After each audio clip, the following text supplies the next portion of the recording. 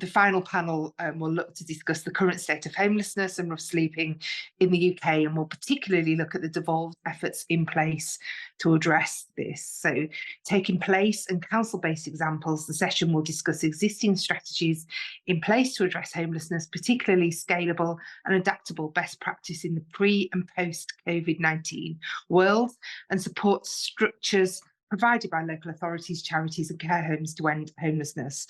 Keeping with the theme of the Commission, the session will involve other areas of levelling up, discussing how such infrastructural provision and secure housing also promises employment opportunities, education, etc., and restate the importance of ending homelessness through its effects on other areas over an individual's lifetime.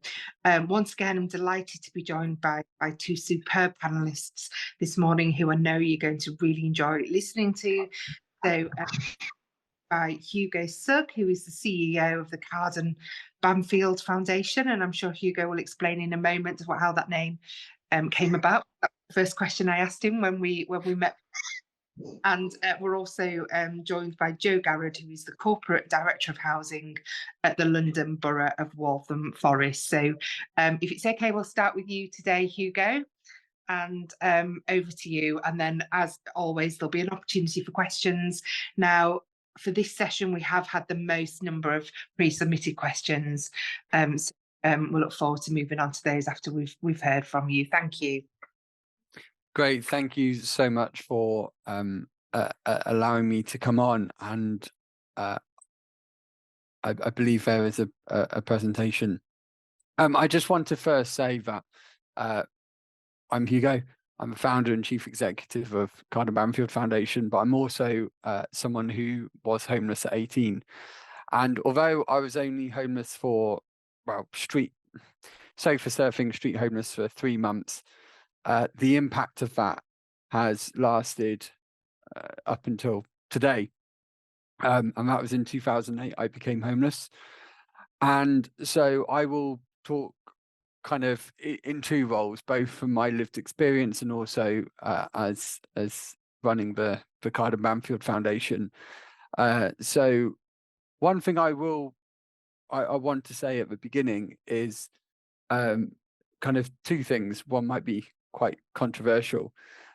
Homelessness in its widest form can't be ended. So if you go into a mindset of, right, let's end all forms of homelessness, rough sleeping, hostels, people coming out of jail or hospital, if you believe that you can end all of that and people being displaced in that way, then you're starting up at the wrong point, because that type of homelessness is always going to exist. It's structural. People lose their jobs, people are in hospital, people have relationship breakdown, people have mental health. And the second thing is homelessness is a public health issue. We need to stop looking at it through the lens of housing and through the lens of public health. So I will go on to my presentation. It's not a long presentation, but we are an online policy organisation, so we don't work with anyone who is directly on the streets. We don't have any form of kind of contact with individuals who are homeless or facing homelessness, and anyone who does, we just direct them straight to the council, as the council has the statutory duty, even though they're under an enormous amount of pressure. But what we do is we help improve. Our aim is to help improve communication between different organisations and services in local areas across the UK, across the 4 nations. And the idea of that is, so we obviously do try and target government to some extent, national government. You have the front line, and I've worked on the front line for about 12, 13 years. And the front line is fantastic. However, the problem is you're working in a broken system. And you can help solve the issue for the people you come across to day to day. However, you can't solve wider structural issues around homelessness or lack of service partnerships or cohesion. So the Carden Banfield Foundation is trying to aim at that kind of middle tier local government level. So we have a network of or we are building a network of satellite hubs. And if I will explain what these satellite hubs are. Now, this was created a couple of years ago, kind of before COVID even, a concept of this. And since then, we have seen organizations like the Royal Foundation do the Homewards program. We've seen Big Issue actually take on kind of elements of our program, and I'm really pleased to say that we were the first homeless charity to do this or aim to do this on a national level. So what we do is recruit a local volunteer. What they do is they don't have any contact with organisations for the first 4 to 6 months. They research the homeless strategies and other documents in that area and really become an expert in homelessness and housing and kind of issues that affect people who are homeless in that area. Then they create their own plan about how are they going to work with those organisations, like the council, like homeless hostels, like the police, NHS, drug and alcohol services, mental health services. How are they going to improve those services? How are they going to talk to these services to get the services talking to each other? So the role of a satellite hub leader, as we call them, is a kind of mediatory role. It's kind of an advocacy, kind of being that peacemaker in the middle, helping to connect different organizations and different people and sharing those kind of networks and that expertise that those organizations have. Then we as a management team at CBF sign it off. Then the contact starts with these organizations. Now, these organizations might, and understandably might go, whoa, you know, who are you?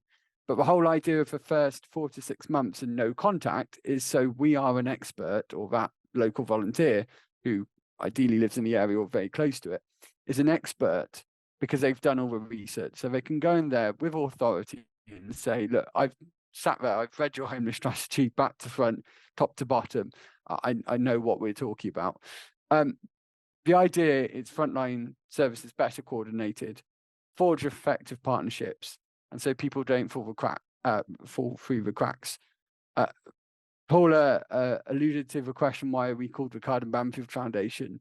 I'm not going to go into the whole story of Card and Banfield, but in 2016 in Worcester, Card and Banfield, who I knew a couple of years before, when I was at university and working in the local YMCA. Card and Banfield was a 74-year-old man, originally from the Caribbean, who was found in a tent, partially mummified and decomposed on July the 5th, 2016. And there was a number of reasons I believe there was a number of reasons for his death. One of them being that 3 months prior, the local authority cut the outreach service to what they defined. Well, so this outreach service went round every day, every night, 365 days a year, to something that went round a couple of times a week. So that happened 3 months before. And then subsequently, from 2016 to 2019, we had 4 more other rough sleeper deaths in Worcestershire.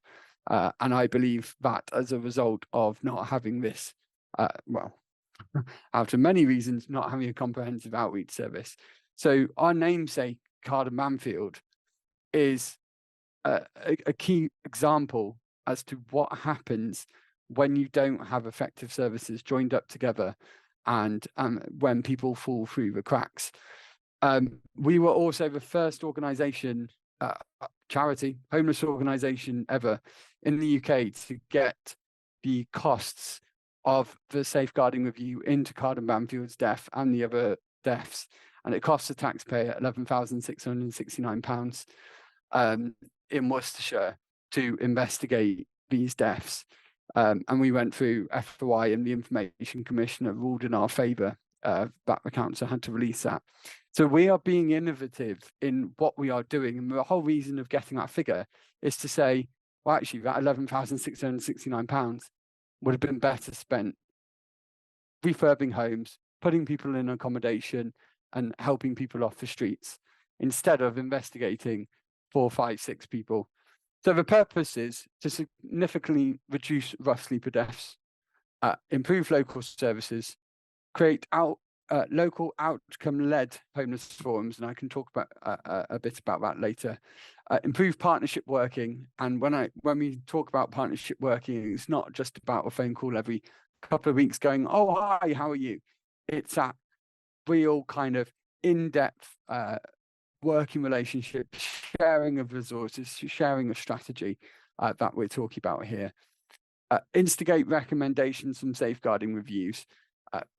We keep getting the same recommendations from homeless death safeguarding reviews up and down the country. Not enough is being done to actually implement the recommendations, because if there was stuff being done, these recommendations wouldn't keep coming up time and time again. And also, like I was just alluding to, stop taxpayer money being wasted. Alongside that, we have a lot of other departments, one of them being the policy and research team, run by my colleague Sophie Reitman, who unfortunately couldn't be here today. So the policy and research team creates policy papers and responds to consultations up and down the country. We've responded to a couple, including in Devon, when they recently proposed to cut all their adult homeless funding, and as a result of kind of our intervention and other interventions, they've paused that plan. We're also creating a live map of all services across the 4 nations of the UK, and this will be kind of based on local authority areas. So the satellite hub areas, the satellite hub programme is based on local authority area rather than kind of county or geographical. Exposing the taxpayer cost of homeless death safeguarding reviews, and also researching and promoting effective cross-organisation partnerships. We have a dedicated partnerships researcher who is looking into different partnerships across the UK between homeless organisations or organisations that work with people who are homeless. And she is going to be sharing all of that information through our satellite hubs to try and really forge effective partnerships based on evidence of what works in other areas. And that's it from me in terms of my presentation. You can contact us at cardinbanfield.org, follow us on Twitter, and thank you for your time. Thank you so much, Hugo. That was really, really interesting and insightful. And I just wondered if I can use my chair's prerogative for a moment to ask you if you're familiar with the report that was done at Calderdale Council, which is an area which is sort of neighbours where I live in Kirklees.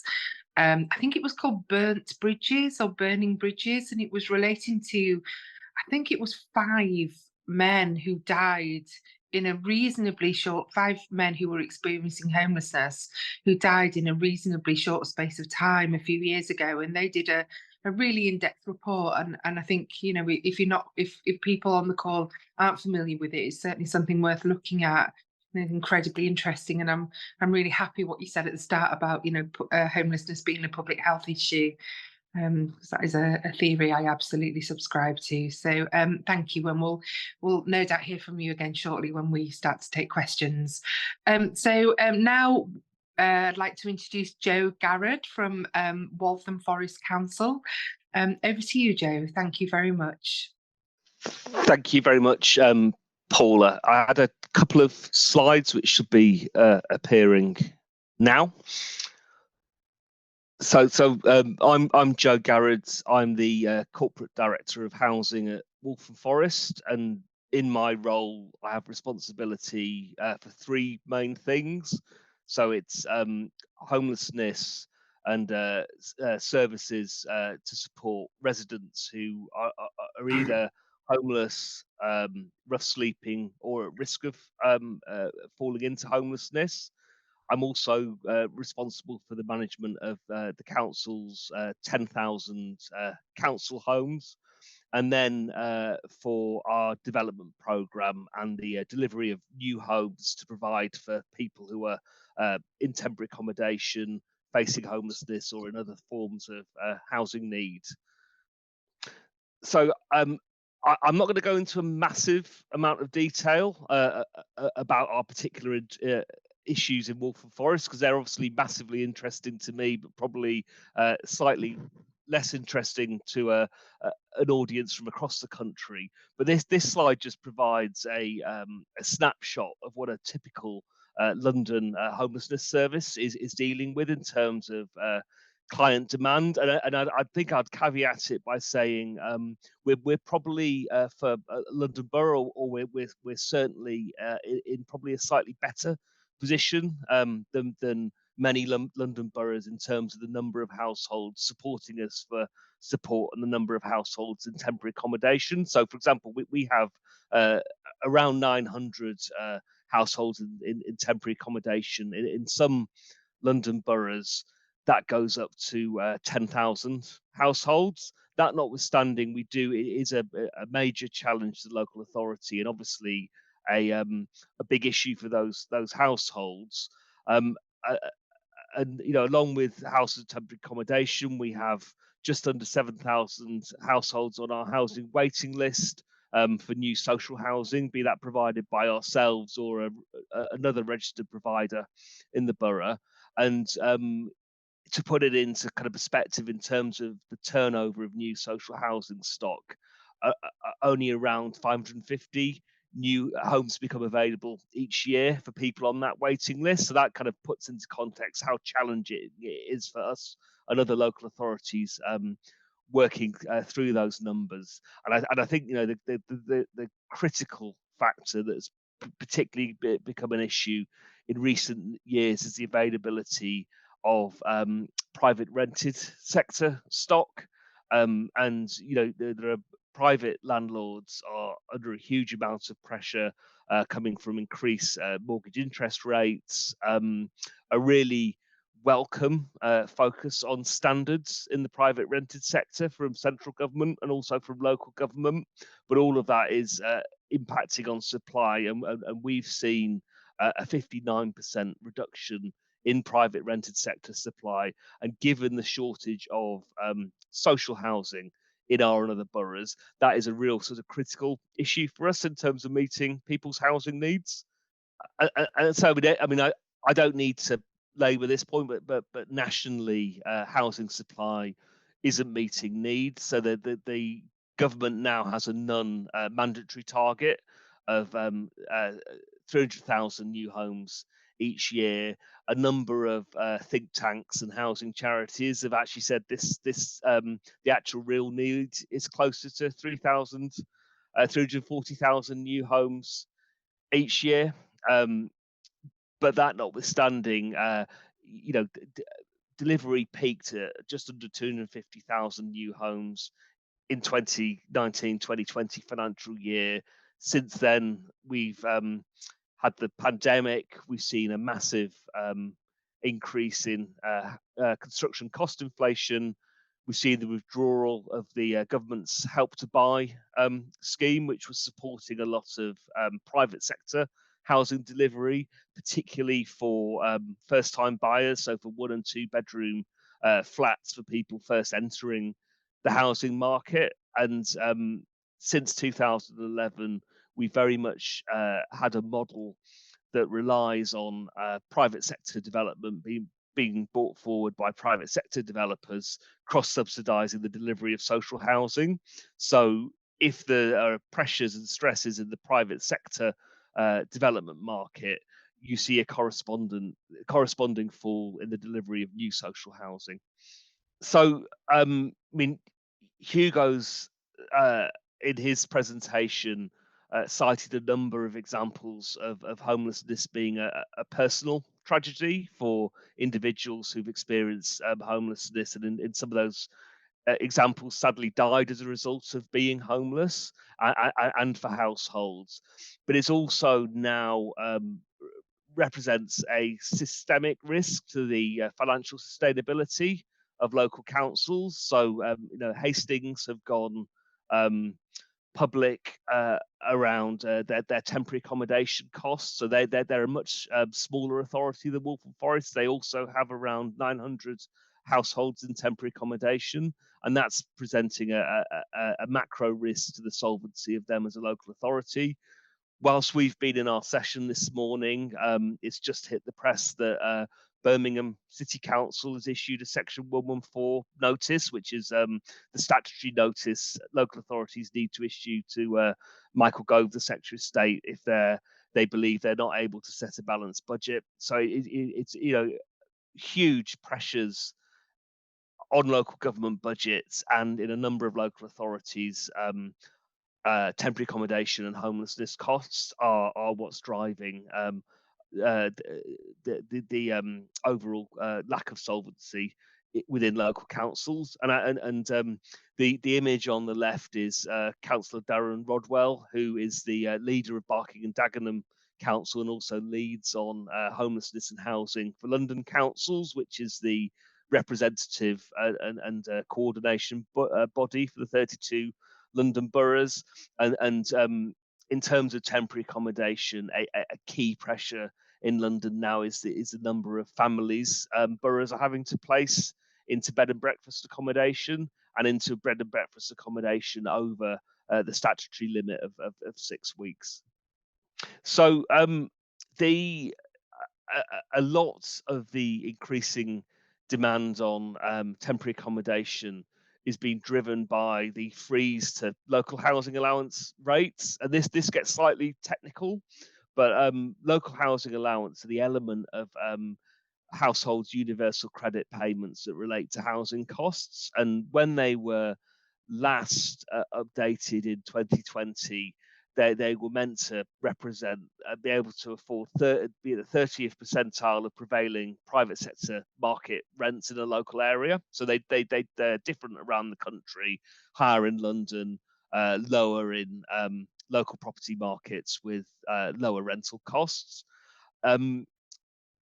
What's happened since 2020, due to a lack of supply and other pressures in the private rented sector, there's become a massive disparity between what local housing allowance rates pay in terms of the housing element of universal credit and what it costs people to rent in London. So we're in a situation in London now that rather than 30% of properties being affordable to people in receipt of universal credits,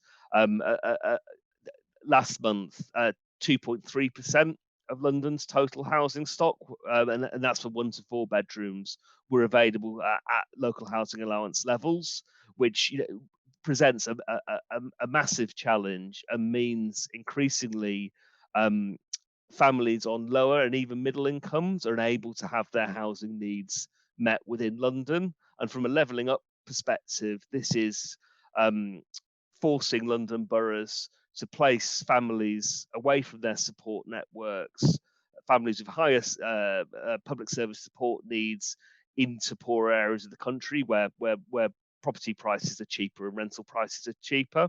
And a further compounding factor at the moment is there are various arrangements around London boroughs to limit the price they'll pay for emergency temporary accommodation. So that's nightly paid accommodation in hotels and bed and breakfasts.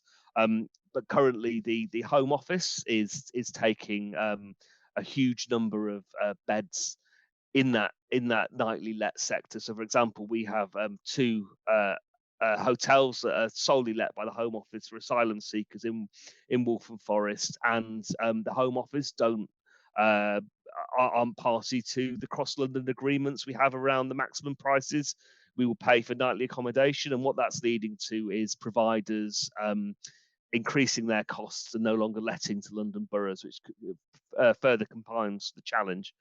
Given quite a very challenging overall situation in terms of both social housing supply and private rented sector housing supply, we take an early intervention approach that seeks to look at the root causes of homelessness, and this is actually very much informed by a public health approach to housing. So we recently had Sir Michael Marmot and his Institute of Health Equity at University College London coming in and doing a health inequalities review of the whole borough, which is the first time an exercise such as this has been done for a single London borough, and we've used that to look at housing as both a determinant of health, but also how other determinants of health, such as poverty and the cost of living, mental health, etc., lead to people becoming homeless. So this work resulted in us coming up with a new approach. So a year or so ago, the council's cabinet agreed to make a £2 million investment in a families in housing needs programme, which consists of a housing and sustainment team, which we've based out in the community in various family hubs, which provide health and social care to families in each locality of the borough. And the housing sustainment team is based on a preventative approach where the key objective is to sustain people's tenancies in private rented sector accommodation. So that can be through referrals to employment providers, benefit maximisation programs, the overall aim that people can stay in the private sector. And we do this using a relationship-based approach where we look to increase individuals and households' resilience to sustain their tenancies, and the sort of people-based support is also augmented by a flexible support fund, where we're able to make allocations of often quite modest amounts of money that enable people to deal with short-term cost pressures and stay in their existing tenancies. And as part of this public health driven and preventative approach, we use a methodology called an outcome star that looks at different factors that may be impacting a individual or a household's housing pressures, and how with support they can work on addressing those factors. So it could be their ability to manage money, it could be a history of offending, how those factors can be tackled in order to increase the individual household's resilience to stay in their existing accommodation. We launched the program a couple of months ago, so we haven't got the evidence base feeding through yet, but we've used this outcome star framework to ensure that we have a really robust process for evaluation and making sure the program's having the impact it needs. And then the on the social housing supply side, we are a very unashamedly pro-development borough, and this has had very tangible impacts in delivering over the past 10 years 1,500 new homes for people on the housing register, and we've done that through a mixture of direct delivery, so building council housing ourselves. We also own 60 Bricks, which is a wholly owned local authority housing company, and the images of some of the schemes 60 Bricks has delivered to date as part of a 300 home program. And we also have large scale developer partnerships with developers such as Countryside and Taylor Wimpey to deliver large scale housing schemes. We have a joint venture with Mears, which has acquired over 300 street properties, which are then refurbished and let to people who are currently in temporary accommodation. And over the remaining part of this decade, we've got plans to deliver a further 1,700 homes. And then in terms of concluding thoughts, I think the current pressures on tenants, particularly in the private rented sector, are a perfect storm. Given the shortage of social housing, it becomes really important to support families to stay in their private sector accommodation. And some of that can be done through local interventions like the housing sustainment team I've described, but at a national level, we would call as a local authority for the government to look at local housing allowances again. And I think from a levelling up perspective, that would not only enable people in higher value areas in London and South East to stay in their existing homes and close to their support networks, it would also reduce pressure in left behind areas. Supporting housing growth is an absolute must, and as we go into quite a challenging economic cycle. We need to make the case for housing delivery as a counter-cyclical investment, and through sort of close partnership working between national, local and regional government, and our relationship with the Greater London Authority and the London Mayor has been really key to a lot of the schemes we've described. There's a really, we need to come up with funding solutions that allow both public and private sector developers to work through the current period of high construction and borrowing costs and keep that focus on delivery going forward. Thank you very much. Thank you very much, Joe, and also to Hugo. Can I ask the commissioners first of all if they have any questions that they'd like to ask at this stage? Anita. Hi, thank you. Thank you for those really interesting contributions. My area of interest is criminal justice policy. That's my background. And I think it's been quite notable across the piece. There's been really minimal discussion of people who are criminal justice involved. What we do know that, and this is why I've held off till now in a sense, is that where it comes into sharp relief is where we look at housing insecurity and homelessness. That's where discussions about criminal justice involved people come surface. But it's also very clear that good quality housing and access to the infrastructure that goes with good quality housing is a protective factor to becoming criminal justice involved. So I do feel a bit mean asking the question of this panel, but I think it's a point to come in because I'm interested in what strategies and approaches that you suggest to minimise the likelihood of housing challenges for those people who are criminal justice involved.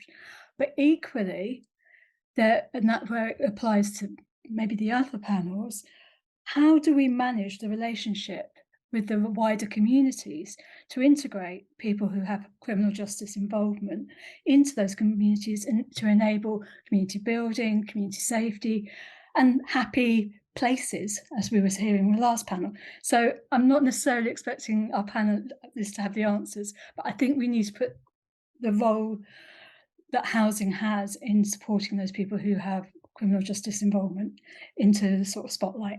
Thank you. Thanks very much, Anita. Would either of you like to respond to that? Hugo. I can go if you wish. Excuse me.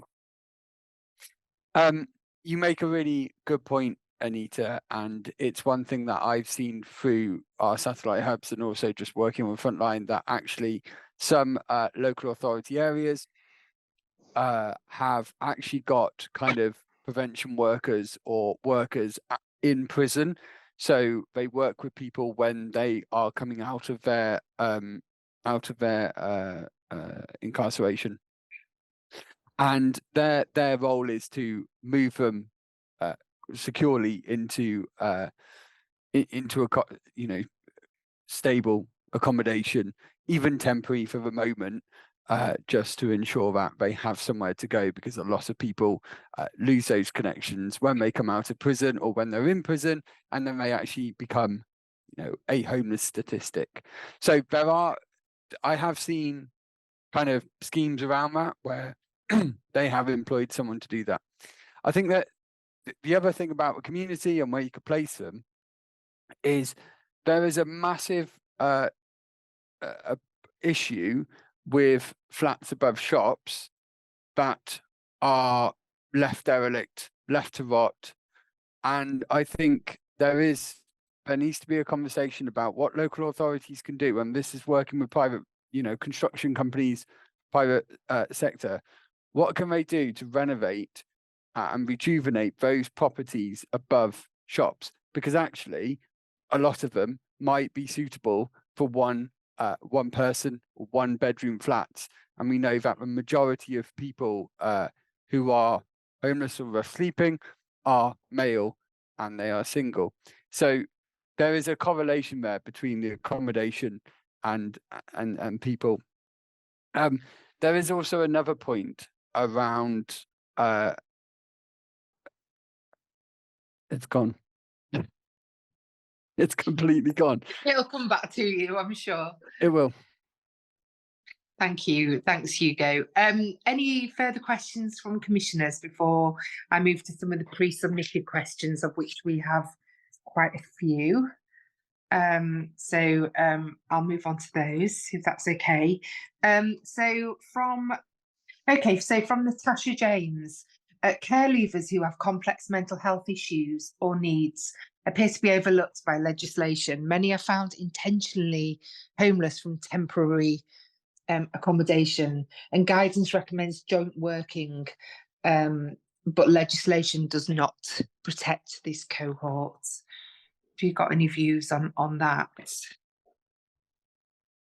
I can so on care leavers. I think that the question is quite right, that there isn't there's a lack of national requirements around care leavers. In Waltham Forest, we made the policy decision a few years ago in terms of our housing allocations policy that every care leaver leaving our care is entitled to either a council property or a property from a registered provider that we have allocation rights to.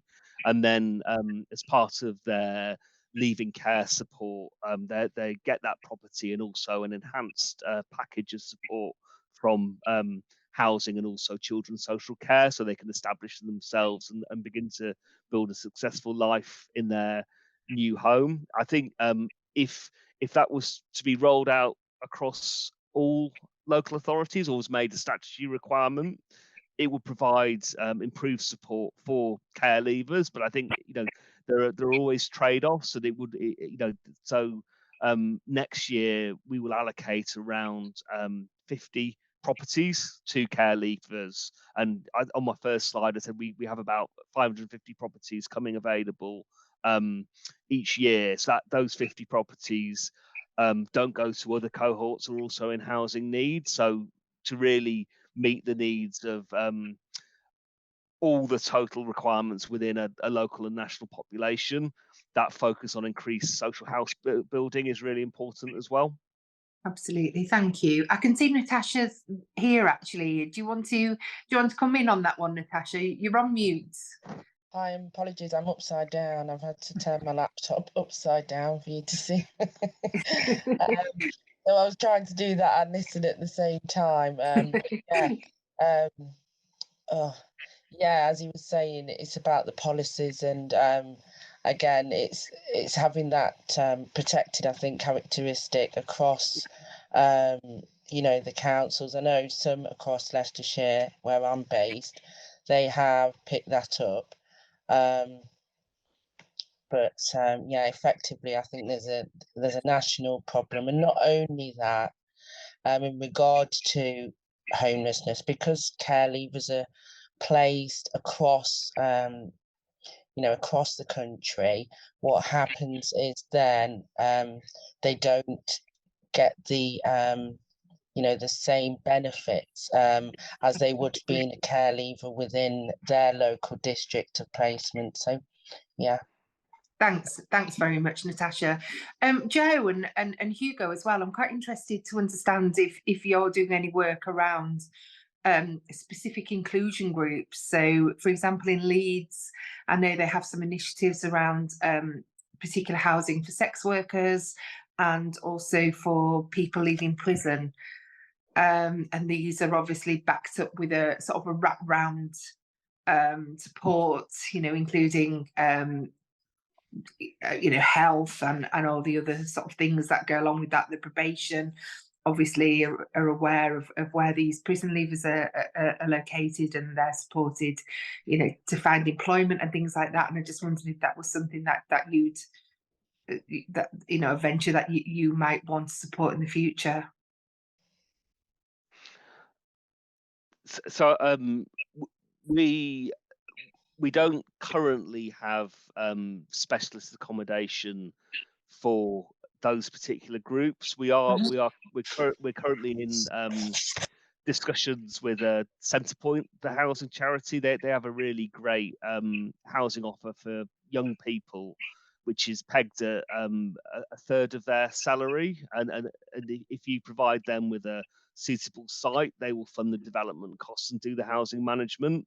So we're in discussions with Centrepoint. That we're really keen to get a project off the ground with them, and we're also through our community led housing program, we're working with a number of quite specific groups. So we're working with the London Older Lesbians Housing Cooperative, for example. So they build a dedicated housing development for older lesbians, because there's obviously particular support needs for that group.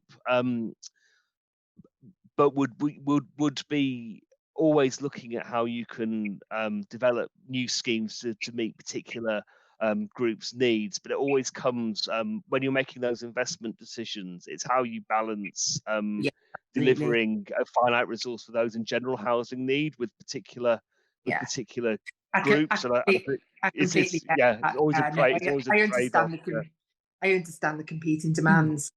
Just before I've got some of the questions, but I'm also interested to understand your perspective around post COVID-19. Obviously, during COVID, we essentially took everybody off the streets, and it's been argued that if we can do it in COVID, we can. Why can't we do it all of the time? Discuss. But I guess the key thing that people overlook when they say, and everyone was in over COVID, was they used empty hotels which couldn't open because of lockdown.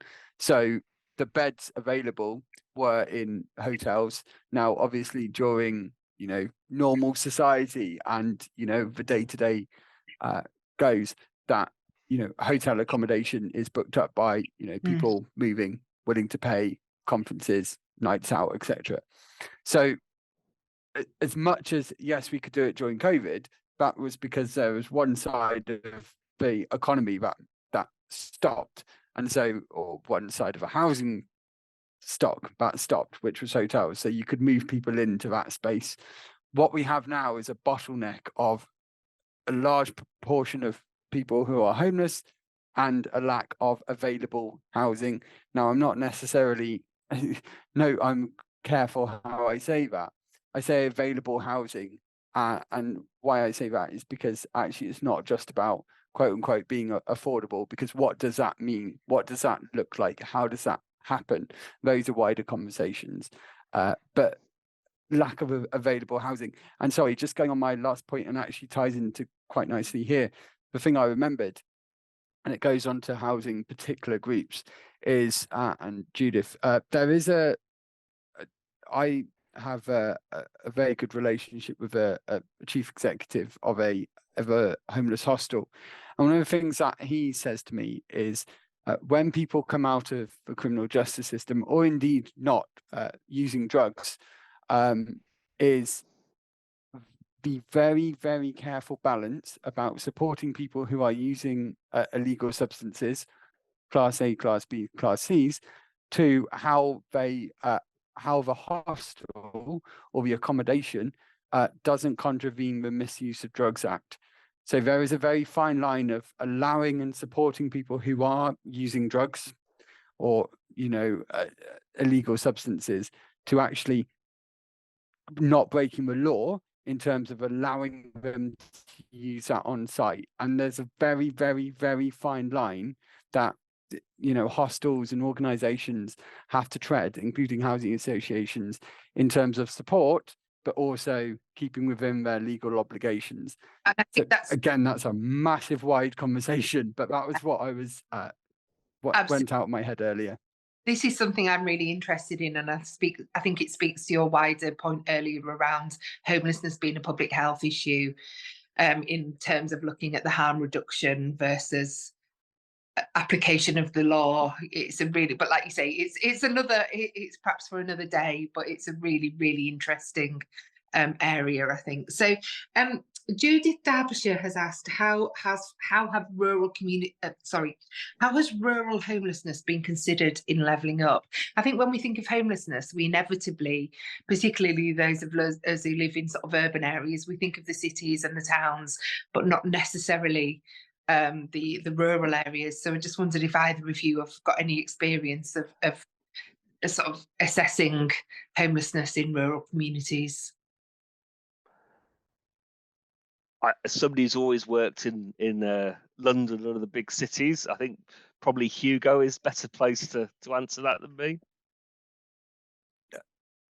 Well, yeah, I'm not sure how much, but there is a huge issue with rural homelessness. It's most people do associate homelessness, rough sleeping, with big cities, but actually we are starting to see homelessness go up in rural areas, or more people are homeless in rural areas.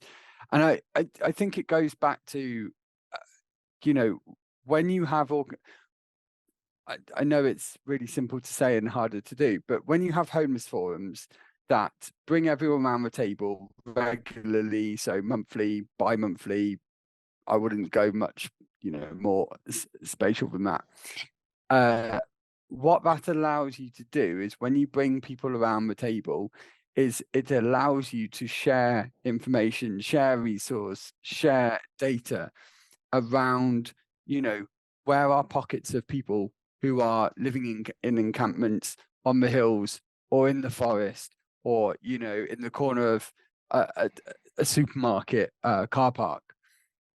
So bringing those people together, and this is something we want to do through our satellite program, bringing those people together, those organizations, allows that shared information to be transmitted to better support people who are in rural areas that wouldn't normally be touched. And also, we know from data that to be effective as a homeless service, you need to go to the person who is homeless.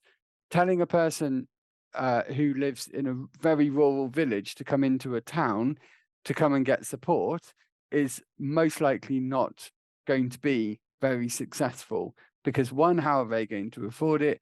Two, how do they know who they're meeting? Three, what happens if they've got massive anxiety about traveling? There's a whole myriad of issues. So we have to go out to them and support them in those rural areas. And that is something that actually doesn't, a lot of homeless charities, and I know, Joe, please forgive me for saying this, a lot of people will say we need more money. Well, actually, there's a lot of money in homelessness, absolutely tons, and the government are piling more in today. A press release came out in the last few hours. Money is one thing, but actually, what I see is it's not just about throwing money at the problem. It's about how is that money spent, and having good leaders, good managers, good decision makers to assign where that money is spent.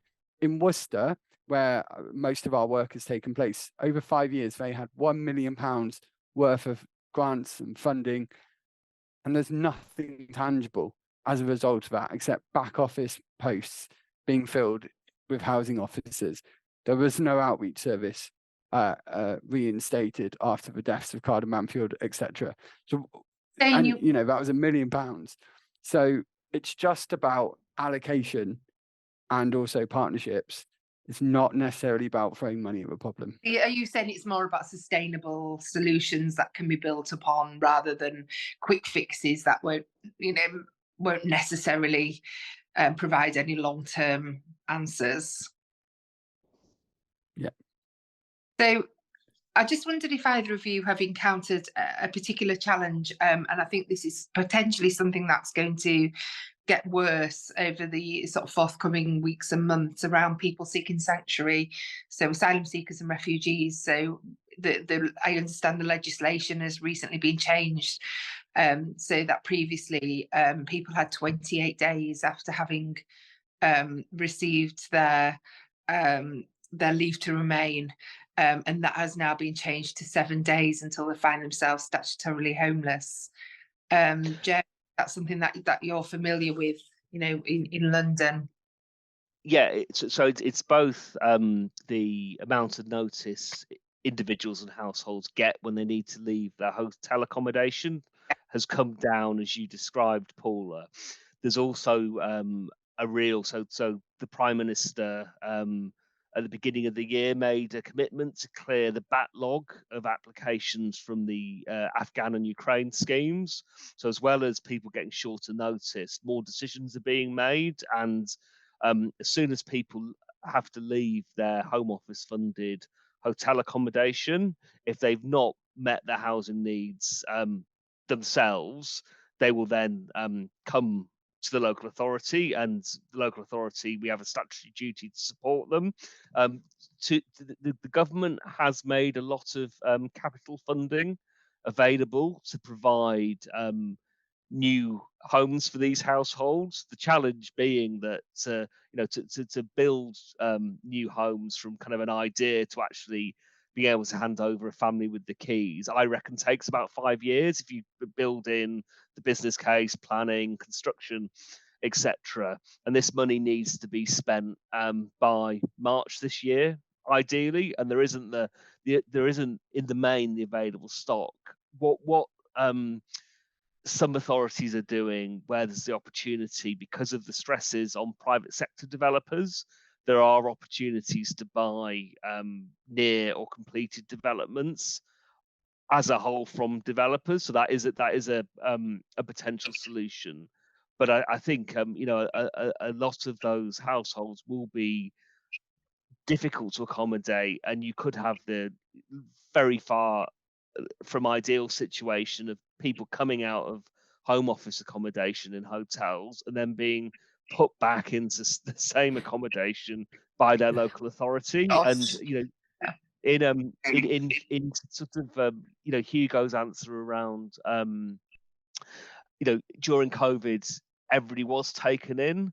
The other sort of point I would stress is that hotels aren't ideal accommodation for families or individuals, and we need to be providing homeless households of all composition, whatever's caused that homelessness, with high quality, long-term sustainable accommodation that meets all their health and well-being needs and takes that public health approach. Absolutely. Yeah, no, thank you. Okay, and I think the final question is from Gina. I'm just going to paraphrase this slightly. So she's asked about the taboos that exist, particularly around vulnerable and disabled people who become homeless, and perhaps those who, she talks about hidden homelessness as a consequence of domestic violence and coercion. And what will you do to prevent further harm during or after the time that they find a safe space and safe shelter? So, like I said, I'm just trying to sort of paraphrase that, but I think she's talking about people who find themselves homelessness after having left a potentially like a domestic violence sort of situation. And is there enough work being done in this area to support those people who often live with families or children? I think the first thing I would say is not to look at someone in that situation as having a housing issue. But first and foremost, their issue or their not issue, that sounds like it's their fault. Their immediate need is to get recovery, rehabilitation, whatever support is needed to address what they went through in that domestic violence situation. So first of all, they need to be put in a safe house, refuge, be that men's or women's refuge, a single sex space where they feel safe, have that support, that intense counselling, whatever they need to enable to, kind of process what's happened, and then look at what accommodation needs to be available. So sure. It's really important to ensure that we don't look at, and this is why I said homelessness is a public health issue. It's really important we don't look at that as, oh, okay, someone's just left, they need housing. They do need housing, but actually the primary thing we need to deal with in that situation is what they've just come out of. So it's not making sure that they're supported. And it's not around looking at the housing issue in a silo. It's obviously taken into consideration, like you've just alluded to, you know, that they may need mental health support, they may need, you know, any other number of services to support them during that difficult period. Can I do a plug? Oh, sorry, Hugo. No, I was just going to say really quickly, the reason why I was homeless was actually a relationship breakdown based down to having, well, my ex was incredibly controlling and quote unquote abusive, and you know, I had a lot of support in terms of dealing with that, and then I was housed. So this is something that's actually quite close to me. But sorry, Joe.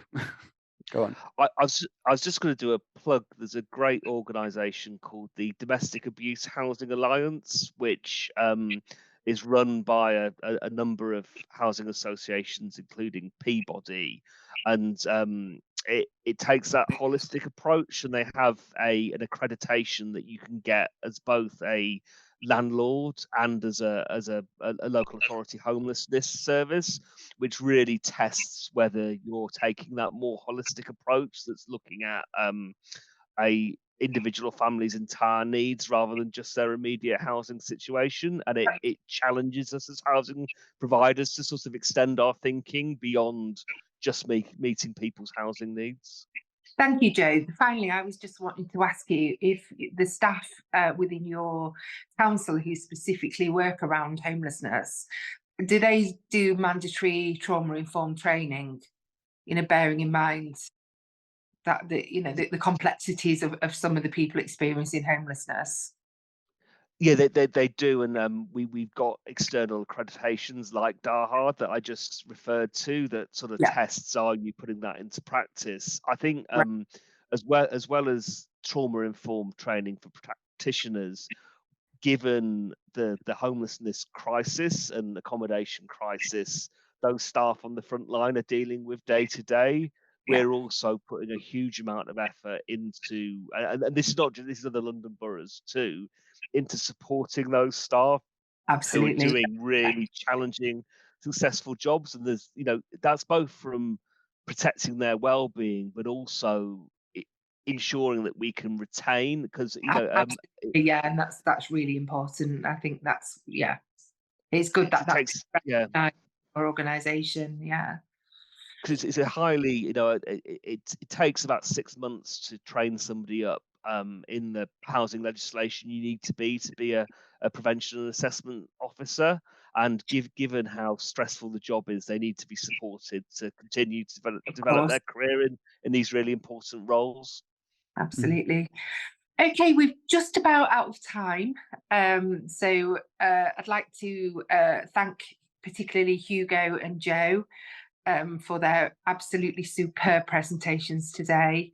And thank you to everybody who attended, including our commissioners. And like I say, Ben has popped the email address in the chat function. If anybody would like to send anything in, please feel free to do so. We would really love to hear from you. And our next inquiry session is around criminal justice. I don't know if we have a date for that, Ben. Ben might be able to. No, I understand we're still trying to secure a date for that one, but that should be held probably later this month or early October. So we're hoping to have an interim report available in October. And then we'll be moving on to our what we classify as our sprint stages.